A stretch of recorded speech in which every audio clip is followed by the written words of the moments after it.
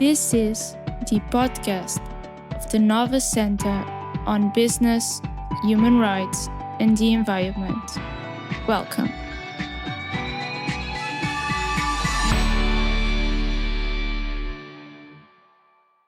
Bem-vindos a um novo episódio de podcast do Centro de Conhecimento de Negócios, Direitos Humanos e o Ambiente da Nova.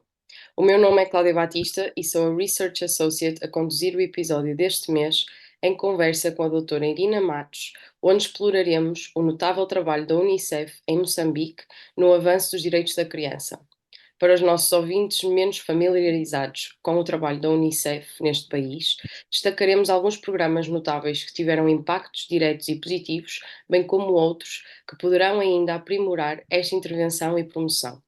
Efetivamente, apesar dos sucessos, o caminho da Unicef em Moçambique não está isento de desafios. Neste episódio, mergulharemos também nos obstáculos atuais que a organização enfrenta na busca incansável pela garantia dos direitos da criança. Exploraremos os programas e estratégias que esta instituição implementa para tentar superar estas barreiras complexas, bem como a relevância que uma aplicação cuidadosa destes mesmos programas pode ter para empresas. Com este intuito, este episódio procura também discutir alguns dos fatores considerados nas iniciativas da Unicef e a importância que estes mesmos fatores e a sua consideração podem ter para empresas e as suas práticas. Além disso, exploraremos a fascinante questão de como envolver ativamente as crianças nos processos de tomada de decisão, destacando a necessidade da sua participação ativa nos assuntos que moldam diretamente as suas vidas. Será que esta inclusão é sequer desejável? Para melhor compreendermos os desafios delicados e complexos colocados à proteção e luta pelos direitos das crianças à volta do mundo, temos o prazer de receber a doutora Irina Matos, que é parceira oficial da Unicef Moçambique e tem contribuído para o desenvolvimento de trabalho meticuloso e dedicado na defesa dos direitos das crianças nesta região.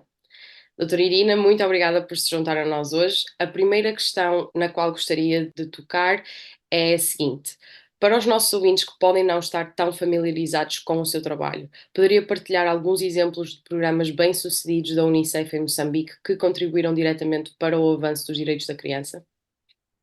Muito bom dia e muito obrigada pelo convite. É um prazer enorme estar aqui. Bom, eu posso começar por dizer que o Unicef trabalha em vários setores em Moçambique, como a saúde, a educação, a proteção infantil, a proteção social, água, saneamento, higiene e mudanças climáticas. Temos também um forte programa de mudança social comportamental e trabalhamos para garantir a inclusão das pessoas com deficiência e uma programação transformadora do género, para enfrentar alguns dos desafios específicos enfrentados pelas pessoas com deficiência e pelas mulheres. Eu vou falar um pouco especificamente sobre o trabalho que fazemos com as crianças e as famílias nos seus primeiros anos. E como nós costumamos dizer, quando mudamos o início da história, podemos mudar toda a história. Por isso é que nós nos focamos nos primeiros anos. Então, vou contextualizar um pouco dizendo que a população de Moçambique é muito jovem e 2/3 dos 31 milhões de habitantes do país têm menos de 25 anos e mais de metade são crianças. Então, ao longo das últimas 2 décadas, Moçambique registrou progressos constantes na redução da mortalidade infantil e de menores de 5 anos, também na diminuição das taxas de HIV e no fornecimento de acesso à água potável. Mas ainda vemos taxas muito elevadas de mortalidade materna, mortalidade neonatal e nados mortos. E isto deve-se, em parte, à elevada proporção de mães adolescentes, decorrente de altas taxas de gravidez na adolescência. A Moçambique também registra taxas muito persistentes e elevadas de desnutrição crónica, ou o atraso no crescimento. Além de contribuir para a mortalidade infantil e para a má saúde infantil, a malnutrição crónica tem um impacto negativo no desempenho escolar, no desenvolvimento humano e no rendimento familiar. Isto vai se perpetuando por ciclos. As causas do atraso no crescimento são múltiplas e multidimensionais, incluindo níveis muito elevados de pobreza, desigualdade de género, os sistemas alimentares deficientes, o acesso a infraestruturas, o acesso limitado a serviços de qualidade. Aqui podemos nomear serviços de saúde, serviços de nutrição, de água e saneamento, higiene, e também os elevados níveis de analfabetismo e a falta de redes de segurança social. Então, o Unicef reúne o trabalho de todos os setores para abordar os fatores de atraso no crescimento e tenta trabalhar para um Moçambique onde as crianças possam sobreviver e possam prosperar. Então, o nosso trabalho nos primeiros anos das crianças centra-se muito no fortalecimento dos sistemas, para que os múltiplos elementos interrelacionados e indivisíveis de cuidados que as crianças necessitam, como a boa saúde, a nutrição adequada, a segurança e proteção e oportunidades de aprendizagem. Como é que isto funciona na prática? Vou dar aqui um exemplo. Em 2023, os programas apoiados pelo Unicef alcançaram mais de 1 milhão de mães para dar à luz a bebés em unidades sanitárias, porque muitas das mães costumam dar à luz em casa, sem condições. Então, esta é uma luta. Atingimos quase 10 milhões de crianças com gestão integrada de doenças infantis. Conseguimos alcançar mais de 5 milhões e meio de crianças com vacinas contra o sarampo, e as campanhas de vacina contra a poliomielite que apoiámos em 2023, conseguimos atingir 100% das crianças visadas. Milhares de pais beneficiaram de programas parentais que apoiámos. Quase 300 mil pessoas obtiveram acesso à água potável e ficou disponível também para eles. Conseguimos ampliar o acesso à água nas unidades sanitárias e fornecemos formação para prevenção e controle de infecções. Isto é fundamental para a segurança das mães e bebés durante o parto. Convém terem água, convém terem formação para saber como trabalhar na unidade sanitária. O nosso trabalho também apoiou a ampliação do programa de subsídios em dinheiro para cuidadores de crianças menores de 2 anos, que são aqueles 100 dias que nós costumamos abordar, que são os mais importantes para a vida da criança, para ela se desenvolver bem. Convém realçar aqui que o Unicef trabalha em parceria com o governo, com ONGs, com outras organizações, para planear e implementar todos os nossos programas. E quais são alguns dos desafios atuais que a Unicef enfrenta nos seus esforços para garantir os direitos da criança em Moçambique? Os desafios enfrentados pela Unicef em Moçambique, e como em muitos outros lugares, variam dependendo do contexto local, das mudanças políticas, dos acontecimentos económicos, das crises humanitárias, e penso que não podemos ignorar o impacto significativo das alterações climáticas em Moçambique. Apesar de Moçambique ser responsável por somente 0,02% das emissões globais. As catástrofes naturais relacionadas com o clima em 2023, por exemplo, deixaram 1,3 milhões de crianças com necessidade de urgência de assistência humanitária. E estes eventos estão a tornar-se cada vez mais frequentes e graves, com um impacto direto na saúde, na segurança, na educação e na proteção das crianças e das suas famílias. Temos também outros desafios que incluem a falta de acesso à educação infantil. Menos de 4% das crianças com menos de 5 anos têm acesso a serviços de educação infantil em Moçambique. Então, existe uma disparidade significativa entre as zonas urbanas e as zonas rurais. Por exemplo, as crianças dos 3 aos 5 anos que vivem nas zonas urbanas têm 2 vezes mais probabilidades de frequentar a pré-escola em comparação com as que vivem nas zonas rurais. As baixas taxas de matrícula e acesso à escola. Nós temos milhões de crianças em idade escolar primária que estão fora da escola. Algumas nunca frequentaram, alguns desistem por causa de uma variedade de fatores. Temos a violência na escola, a desigualdade de género, a gravidez precoce e muitas outras coisas que fazem com que haja desistência. A qualidade educacional inadequada. Apenas 4,9% dos alunos do 3º ano conseguem ter competências de leitura e somente 7,7% conseguem competências de matemática adequadas à sua idade. Então, os testes revelam disparidades regionais muito acentuadas, com as províncias do norte a pontuarem muito abaixo da média nacional. O casamento infantil. Moçambique tem uma das taxas mais altas de casamento infantil do mundo. O acesso à justiça. Os dados que nós temos são de 2018, mas são dados muito relevantes, que diz que as crianças e os jovens representavam 16% do total da população prisional. Então, as lacunas de conhecimento e formação em matéria de direitos e proteção da criança são comuns em todo o sistema judicial, incluindo advogados e juízes. Não podemos deixar de mencionar também o conflito armado em Cabo Delgado, que resultou em centenas de milhares de crianças que necessitam de apoio psicossocial e em muitas crianças separadas das suas famílias e colocadas em maior risco de abuso sexual, tráfico e outras violações. Crianças, tanto rapazes como raparigas, foram raptadas por grupos armados. E continuam ainda os relatos de violência baseada no género. Também durante o conflito tivemos mais de 220 escolas que foram destruídas devido ao conflito e muitas unidades sanitárias foram encerradas. Então, isto tudo leva-nos a ver o cenário e o quão preocupante é para o direito das crianças, né? A violência contra raparigas, rapazes e mulheres. Tenho aqui o exemplo de 2019, que aproximadamente 12% das raparigas e 6% dos rapazes com idades compreendidas entre os 13 e os 17 anos relataram ter sofrido violência sexual pelo menos uma vez na vida, enquanto que 21% das raparigas e 23% dos meninos relataram uma experiência de violência física nos últimos 12 meses. A falta de registro de nascimento e de identidade legal. Cerca de metade das crianças com menos de 5 anos não têm registro de nascimento em Moçambique. Ou seja, não têm identidade legal. Então, as crianças órfãs, as crianças que vivem na rua e as crianças em acolhimento residencial têm menos probabilidade de ter os seus nascimentos registados e necessitam desse apoio específico.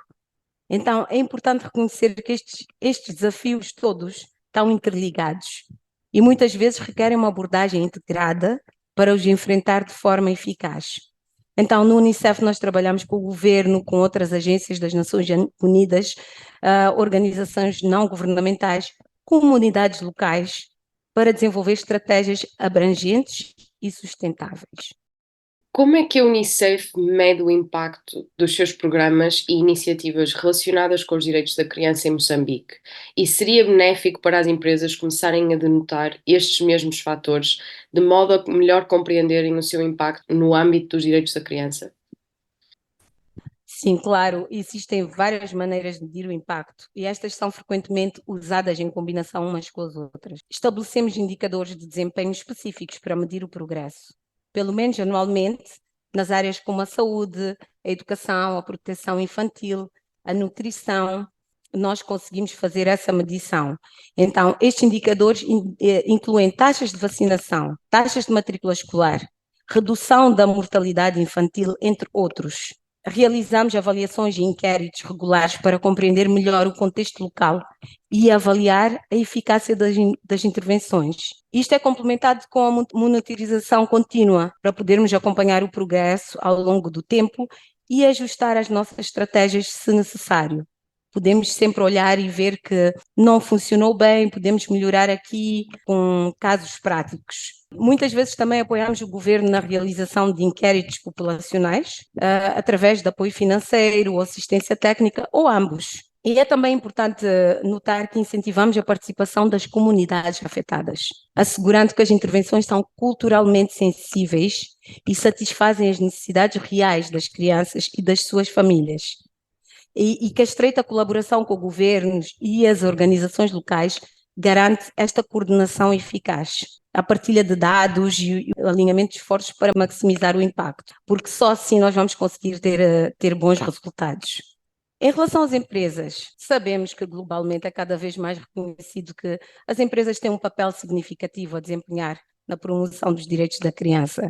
Muitas empresas hoje estão a adotar medidas socialmente responsáveis e práticas sustentáveis, considerando não apenas o impacto financeiro, mas também o impacto social e ambiental das suas operações. Denotar estes fatores pode ter vários benefícios. As empresas socialmente responsáveis gozam frequentemente de uma melhor reputação, o que pode levar a uma maior fidelidade dos clientes e a uma imagem positiva da sua marca. Hoje, os consumidores estão cada vez mais conscientes e preferem sempre apoiar empresas que demonstrem compromissos com valores éticos e sociais. Isto pode abrir novas oportunidades de mercado. Identificar e mitigar riscos relacionados com questões éticas e sociais pode ajudar também a prevenir crises e danos à reputação a longo prazo. Os funcionários, hoje em dia os funcionários preferem trabalhar para empresas que partilham dos seus valores, especialmente em questões sociais importantes. Portanto, as empresas que incorporam práticas socialmente responsáveis podem contribuir significativamente para o bem-estar das comunidades onde elas operam, incluindo a promoção dos direitos das crianças. Então, o Unicef acredita que as parcerias e as relações de colaboração são fundamentais para alcançar resultados para as crianças e para a realização dos seus direitos. E isto inclui as parcerias com empresas que, através das suas ações, dos seus produtos, dos seus serviços, das suas cadeias de abastecimento e investimento, podem ter um impacto substancial na proteção ou não dos direitos das crianças. Muito obrigada. E, finalmente, podemos ou já estamos a envolver crianças nos processos de tomada de decisão e a encorajar a sua participação ativa nestes assuntos que as afetam? Como poderíamos fazê-lo? É sequer desejável? Sim, é absolutamente desejável e pode ser feito, embora nem sempre seja fácil. Em Moçambique temos várias plataformas para envolvermos as crianças e adolescentes, como é o caso do serviço gratuito que nós temos do SMS You Report, a Internet das Boas Coisas, todos eles possibilitados através de parcerias com empresas de telefonia móvel. Então, estas plataformas permitem receber feedback de milhares de crianças e adolescentes em todo o país, de forma anónima. Temos estado a apoiar recentemente uma série de consultas com adolescentes, também através destas plataformas, como parte do desenvolvimento do Plano Nacional de Ação sobre Empresas e Direitos Humanos no país. Nós entendemos que todos os jovens devem ter voz na identificação dos problemas e na procura das soluções que tenham impacto na sua saúde e no seu bem-estar. Então, investimos em parcerias com adolescentes e jovens para lhes permitir identificar os resultados que desejam e co-criar soluções que tenham significado e impacto no seu bem-estar e futuro. Apoiamos os parlamentos infantis, os programas artísticos e mediáticos, programas de defesa da juventude e outros. Um exemplo que nós temos é que enviamos no final do ano passado vários dos nossos jovens para o COP, que é a Conferência das Partes, o encontro sobre as mudanças climáticas, onde eles tiveram a oportunidade de se envolverem a um mais alto nível na questão crítica das alterações climáticas. Enviamos também jovens advogados do Unicef para Nova Iorque em setembro, para participar na Assembleia Geral das Nações Unidas durante uma semana dedicada às mudanças climáticas, onde tiveram a oportunidade de ter encontros com tomadores de decisão a nível mundial. Então, são essas algumas das oportunidades que nós vamos criando para que o jovem possa ter voz e possa tomar posse, né, daquilo que é o seu direito. Há sempre algo que todos nós podemos fazer para ajudar o início da história de alguém. Assim concluímos este episódio. Muito obrigada mais uma vez, doutora Irina Matos, pela sua participação e extremamente interessante contribuição para o nosso episódio e para o nosso podcast.